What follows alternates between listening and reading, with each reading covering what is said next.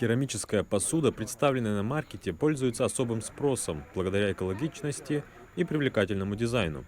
Свои изделия представила Виктория Хандогина, проживает в Ингушетии уже 7 лет. Прежде работала социологом, но в какой-то момент решила связать свою жизнь с творчеством.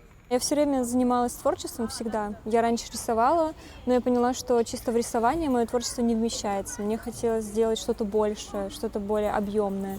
И мне кажется, керамика великолепно для этого подходит. Ярмарка открыта для всех желающих. Любой прохожий может прийти и выбрать для себя что-то по душе.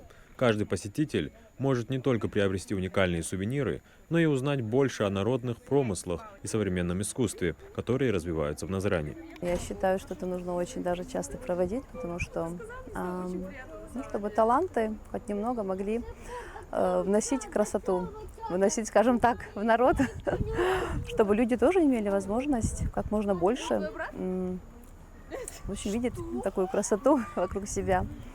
Я считаю, это очень важно.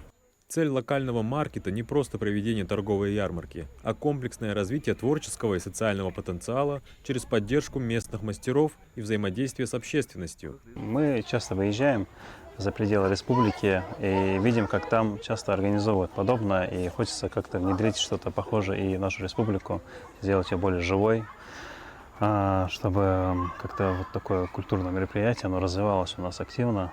Подобные маркеты планируют проводить регулярно, расширяя возможности для местных умельцев и превращая мероприятия в хорошую традицию. Адам Гураджев, Билал Ахильгов, Магаз 24.